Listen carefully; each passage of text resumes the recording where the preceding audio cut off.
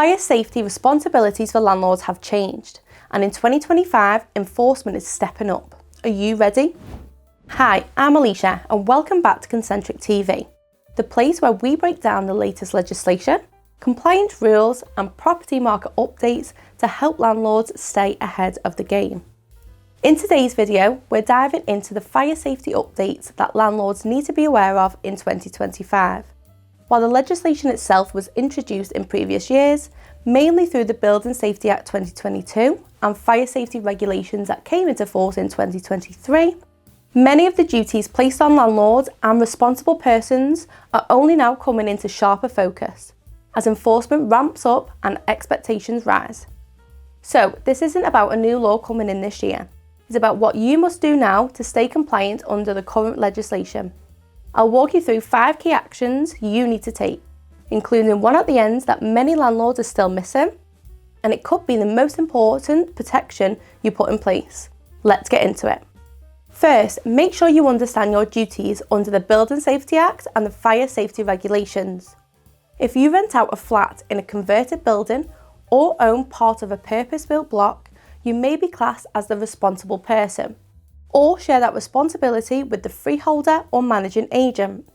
The role comes with legal duties, such as ensuring a suitable and sufficient fire risk assessment is in place, that it is regularly reviewed and updated, and that key risks like faulty doors, escape route obstructions, and combustible materials are identified and managed. Importantly, the rules now say this must be documented in writing. So, step 1 is to check.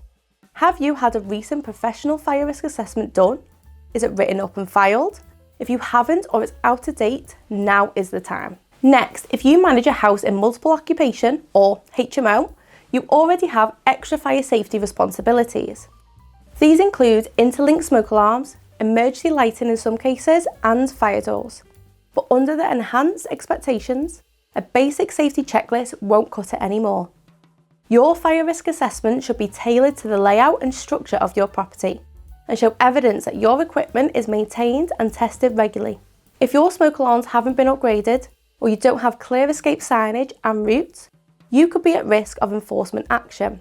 Now the time to go beyond the minimum, not because the rules are brand new, but because expectations have changed and inspectors are taking a closer look in 2025. If you're finding this video helpful, please consider subscribing to our channel for more content like this. We break down key legislation and offer practical tips to help landlords stay compliant and profitable. Next up, make sure you're clearly and consistently communicating fire safety procedures with your tenants. The regulations don't just expect you to have a plan, they expect you to share it. You should be giving tenants written guidance on what to do in emergency, where the escape routes are, how to report fire risks, and any other relevant building specific information. This is especially true in blocks of flats or HMOs where multiple households share common areas. You'll want to provide this in writing, ideally at the start of tenancy and as part of your welcome pack. Reiterate it periodically, especially when circumstances change, and make sure you keep a copy of what was sent, just in case you ever need to evidence it. Moving on, review your building's materials and your ongoing maintenance routines. It's not enough for a building to have been compliant when built. The fire safety of your property needs to be actively maintained. That includes things like ensuring fire doors are in working order and haven't been tampered with, removing obstructions from escape routes, checking that cladding or insulation, especially in flats, meet current fire safety standards. If you own a leasehold flat and sublet it, you may not be responsible for the building structure, but you are responsible for ensuring that your tenancy doesn't create additional risk. That means liaising with the freeholder or managing agent to confirm that they are meeting their legal obligations. And finally, one of the most important and overlooked points, make sure your liability protection is watertight. The reality is that fire safety compliance is now under much greater scrutiny. Even when landlords try their best to do the right thing, the lines of responsibility between freeholders, agents, and leaseholders can become blurred.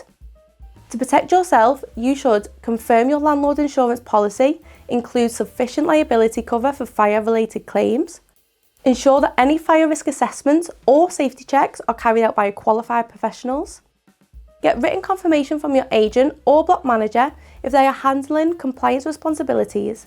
Don't assume anything. Because when something goes wrong, being able to clearly demonstrate that you took reasonable steps and that your responsibilities were defined can make a big difference to your legal exposure. Let's recap what you need to do. Understand your fire safety duties under the current law. Ensure you have a written, up-to-date fire risk assessment. Upgrade your HMO safety measures beyond minimum compliance. Clearly communicate fire safety procedures to your tenants.